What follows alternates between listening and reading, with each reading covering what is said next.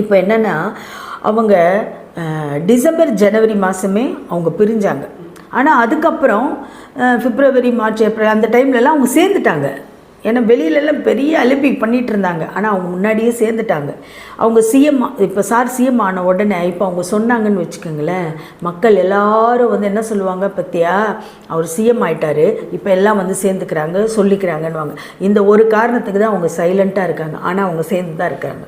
இப்போ வந்து நம்ம சிஎம் சார் ஃபங்க்ஷனுக்கு வந்து திரிஷா மேடம் வந்தாங்க. ஆனால் ஊடகம் எல்லாம் சேர்ந்து என்னென்ன பேசுனாங்க.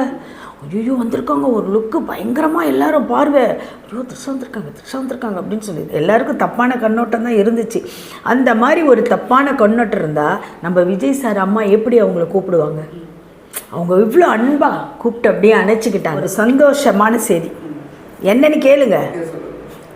நம்ம சிஎம் ஒய்ஃப் இருக்காங்கல்ல, நம்ம சிஎம் சாரும் ஒய்ஃபும் ஒன்றா தான் இருக்கிறாங்க, ஒரே வீட்டில் தான் இருக்காங்க. என்ன தெரியுமா உங்களுக்கு? ஏன்னா அவங்க சினிமா போய் பார்த்துருக்காங்க, ஜனநாயகம் படம் பார்த்துருக்காங்க, பார்த்து ஃபோன் பண்ணி அவருக்கு வாழ்த்து சொல்லியிருக்காங்க, பர்த்டேக்கு வாழ்த்து சொல்லியிருக்கிறாங்க. அப்போ அவங்களுடைய டைவர்ஸ் கேஸ் கூட தள்ளி போயிட்டே இருக்குது. 23 இருந்தது, அது அப்படியே தள்ளி போயிட்டே இருக்குது.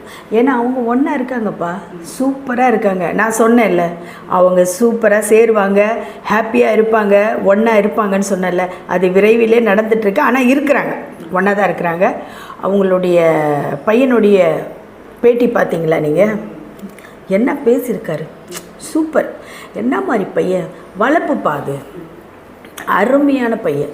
அவங்க அப்பாவை பற்றி எவ்வளோ ஒரு இடத்துல கூட விட்டு கொடுக்காம ஒரு ஹாலிவுட் ஹீரோ. அவரே வந்து நம்ம தம்பியை விஜய் சார் பையனை பார்த்து நீங்கள் ஒரு டைரக்ஷன் பண்ணுங்க என்ன அப்படின்னு சொன்ன உடனே அவர் முதல்ல உங்களை கேட்குறாங்க, பேட்டி கேட்குறாங்க பையனை, நீங்கள் வந்து யார் ஆக்ட் பண்ண, அவருக்கு ஈவனாக எந்த ஹீரோவை போடுவீங்கன்னா அவர் டக்குன்னு யோசிக்கவே இல்லை, அப்பா தான். என்ன ஒரு சந்தோஷம். இந்த மாதிரி ஒரு குழந்தை, இந்த மாதிரி ஒரு ஃபேமிலி பிரிப்பாங்களாப்பா யாராவது? அவன் பையனுக்கு எவ்வளோ மரியாதை, எவ்வளோ சந்தோஷம், எங்கள் அப்பா தான் ஹீரோ அப்படின்றாரு. சூப்பர், அருமையாக இருக்கும். அந்த படம் ரிலீஸ் ஆகும், செம்மையாக வருவான் பையன், மேலே மேலே மேலே மேலே போவான், உங்கள் குடும்பம் எல்லாம் நல்லா இருக்கும். இப்போ வந்து எங்கள் அப்பா சிஎம் ஆனது எங்களுக்கு எல்லாம் ரொம்ப சந்தோஷம். எனக்குன்னா அவர் சொல்லிக்கிறார், எனக்கு, என் சிஸ்டருக்கு, எங்கள் அம்மாவுக்கு, எங்கள் தாத்தா பாட்டிக்கு எல்லாருக்கும் ரொம்ப சந்தோஷம், ரொம்ப பெருமை, ரொம்ப பொறுப்பு வந்திருக்கு எங்களுக்கு. இனிமேல் நாங்கள் ஒவ்வொரு விஷயம் பார்த்து செய்யணும். ஏதாவது ஒரு சின்ன தவறு வந்தால் கூட எங்கள் அப்பாவுக்கு தான் அது கெட்ட பேர் வரும். ஏன்னா எங்கள் அப்பா ரொம்ப பார்த்து எல்லாத்தையும் ரொம்ப இதுவாக செஞ்சிட்ருக்காரு. அதனால் எங்களுக்கும் அந்த பொறுப்பு இருக்குது. இப்போ நான் அன்றைக்கே ஒரு வாட்டி சொன்னேன், அம்மா பேர் இனிஷியலாக வைக்கிறது தப்பு இல்லை. ஏதோ ஒரு மன கசப்பு இருக்கும், அம்மா வந்து ரொம்ப கஷ்டத்தில் இருக்காங்க, மன வருத்தத்தில் இருக்காங்க. அதில் பையன் என்ன பண்ணுவான், தன் தாய்க்கு வேறு வழி இல்லாமல் அம்மா பேரை இனிஷியலாக போடுறா, அது தப்பு கிடையாது. ஆனால் அது இனிஷியல் இப்போ எடுக்க முடியாது. ஏன்னா ஒன்ஸு போட்ட மாதிரி தான். இப்போ எடுத்த மாதிரி சொன்னால் என்ன சொல்லுவாங்க தெரியுமா, இப்போ அப்பா சிஎம் ஆகிட்டாரு, பேர் புகழ் வந்துருச்சு, அதனால் இப்போ இதை எடுத்துட்டு தான் அப்பா பேரை போடுறாங்கன்னு இது வந்து தேவையில்லாத ஒரு வதந்தி, தேவையில்லாத ஒரு கெட்ட பேர் வரும். அதனால் இப்படியே இருக்கிறது தான் நல்லதுன்னு சொல்லி இருக்கிறாங்க. இதில் ஒரு தவறு இல்லையே, அம்மா பேர் வைக்கிறது சூப்பர் தானே. இப்போ என்னென்னா அவங்க டிசம்பர் ஜனவரி மாதமே அவங்க பிரிஞ்சாங்க. ஆனால் அதுக்கப்புறம் பிப்ரவரி மார்ச் ஏப்ரல் அந்த டைம்லலாம் அவங்க சேர்ந்துட்டாங்க.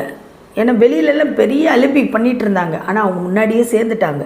அவங்க சிஎம் இப்போ சார் சிஎம் ஆன உடனே இப்போ அவங்க சொன்னாங்கன்னு வச்சுக்கோங்களேன், மக்கள் எல்லோரும் வந்து என்ன சொல்லுவாங்க, பற்றியா அவர் சிஎம் ஆகிட்டார், இப்போ எல்லாம் வந்து சேர்ந்துக்கிறாங்க சொல்லிக்கிறாங்கன்னுவாங்க.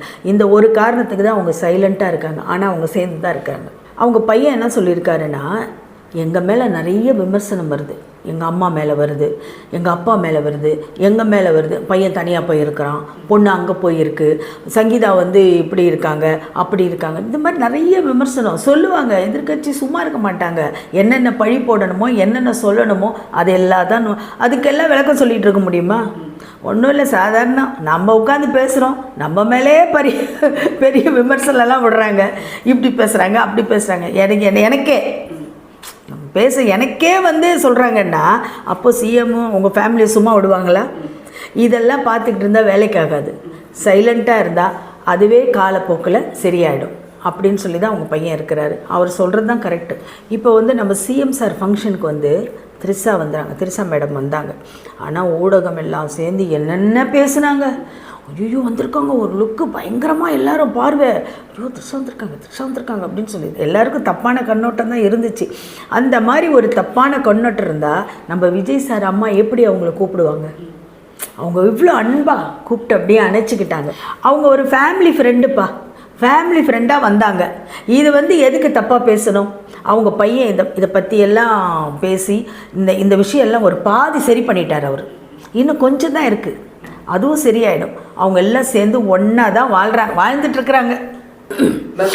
விஜய் சேதுபதி மகனையும் அவர்களோட மகனை கம்பேர் பண்ணவே கூடாது. அந்த விஜய் சேதுபதியோடைய மகன் தானே அது. அது என்ன வளர்ப்பு? ஒரு மாதிரி திமுறாக பேசுகிறது. அவங்க அப்பா எப்படி வந்தார்? விஜய் சேதுபதி எப்படி வந்தார்? அவர் கஷ்டப்பட்டு கீழே இருந்து வந்தார். நம்ம வடபழனி கமலா தேட்டர் இருக்குது பார்த்தீங்களா, அது பக்கத்தில் அருணா காலனின்னு சொல்லி ஒரு காலனி இருக்குது, அது உள்ளே தான் இருந்தார் அவர். எங்களுக்கெல்லாம் தெரியும். எல்லாம் சின்ன சின்ன பசங்களாம் அங்கே ஒன்றா விளையாண்டு, ஒரு பெரிய பணக்கார ஃபேமிலிலாம் கிடையாது, நார்மல் ஃபேமிலி தான் இருந்து வந்தார். கஷ்டப்பட்டு வந்தார் அவர். ஆனால் பையனை எப்படி வளர்க்கணும்? அவர் அந்த கஷ்டம் நஷ்டம் எல்லாம் தெரிஞ்சு தானே வளர்க்கணும். அது என் அப்பா படம், இது ஏன் படம், என்ன ஒரு இது. அவரை கொண்டு போய் நம்ம விஜய் சார் பையன் கூட சேர்க்கவே கூடாது. அவருக்கு என்ன தன்னடக்கம்? அவ்வளோ பெரிய அவங்க அப்பா சிஎம். இப்போது அவர் என்ன பந்தா காட்டலாம், என்னென்ன பண்ணலாம், அதெல்லாம் ஒன்றும் இல்லை. அவர் சூப்பராக இருக்கார், ரொம்ப மரியாதை, ஹம்பக்கா, ரொம்ப நல்லா ஒரு அருமையான ஒரு குழந்தைய வளர்த்துருக்காரு விஜய் சார். வந்து ரொம்ப அப்ரிஷியேட் பண்ணணும். நம்ம சங்கீதா மேடத்தையும் சொல்லணும்.